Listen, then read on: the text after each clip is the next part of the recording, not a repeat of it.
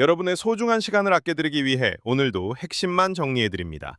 복잡하게 얽힌 연예계 이슈 속에서 팩트로 확인된 내용만 짚어드리겠습니다. 최근 방송인 박나래를 둘러싼 논란이 이어지는 가운데 과거 발언까지 다시 조명되며 파장이 커지고 있습니다. 이번 논란의 출발점은 박나래의 매니저 갑질 의혹과 불법 의료 시술 의혹입니다. 전 매니저들은 박나래로부터 사적인 심부름과 술자리 강요, 파티 뒷정리 등을 요구받았다고 주장했고, 이 과정에서 직장 내 괴롭힘과 진행비 미지급 문제도 제기됐습니다. 이로 인해 부동산 가압류 신청이 이루어졌고, 논란은 단순한 구설을 넘어 법적 문제로 확대됐습니다. 여기에 더해 지난 6일에는 박나래가 이른바 주사 이모로 불린 인물에게 무면허 의료 시술을 받았다는 의혹이 제기됐습니다.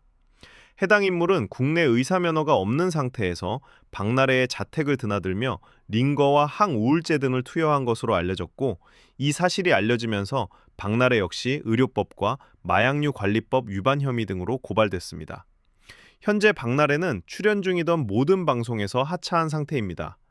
이런 상황 속에서 과거 방송 장면까지 다시 주목받고 있습니다. 특히 2016년 MBC 예능 프로그램 라디오스타에 출연했을 당시 장도연이 했던 발언이 재조명되고 있습니다. 장도연은 당시 박나래에 대해 가장 무서운 쓰나미가 박나래 쓰나미라고 표현하며 선후배 관계에서 느꼈던 강한 긴장감을 언급했습니다. 그는 박나래가 일에 있어 매우 철저하고 화가 날 때는 현장 분위기가 극도로 긴장된다고 말했습니다. 이에 대해 박나래 역시 방송에서 자신의 성격을 일부 인정했습니다. 기분이 상하면 후배를 불러 직접 지적하는 스타일이며 자신감이 부족한 후배를 몰아붙이는 방식이었음을 언급하며 미안함을 전하기도 했습니다. 당시에는 예능적인 웃음 코드로 소비됐던 장면이었지만 현재의 의혹들과 맞물리며 다시 해석되고 있는 상황입니다. 논란은 여기서 그치지 않았습니다. 박나래의 전 남자친구 A씨가 매니저와 스타일리스트의 주민등록번호와 주소 등 개인정보를 수집해 경찰에 제출했다는 의혹이 제기됐고, 이에 대해 누리꾼의 고발로 경찰 수사가 시작됐습니다. 경찰은 개인정보보호법 위반 여부를 중심으로 사실관계를 확인하고 있습니다. 이와 관련해 한국연예매니지먼트협회도 공식 입장을 내놓았습니다. 연매업 산하 상벌조정관리위원회는 이번 사안을 대중문화예술산업의 질서를 해치는 심각한 문제로 규정하며 철저한 조사와 엄정한 조치를 촉구했습니다. 특히 매니저들의 4대 보험 미가입 주장과 사적 심부름, 폭언 의혹 등이 사실로 확인될 경우 업계 차원의 강경 대응을 예고했습니다. 박나래는 사과 영상을 통해 고개를 숙였지만 사실관계를 확인 중이며 법적 절차를 통해 객관적으로 판단받겠다는 입장을 밝혔습니다.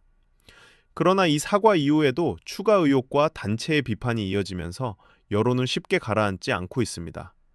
과거에도 연예계에서는 매니저 갑질이나 사적 지시, 계약 문제로 논란이 불거진 사례들이 있었습니다.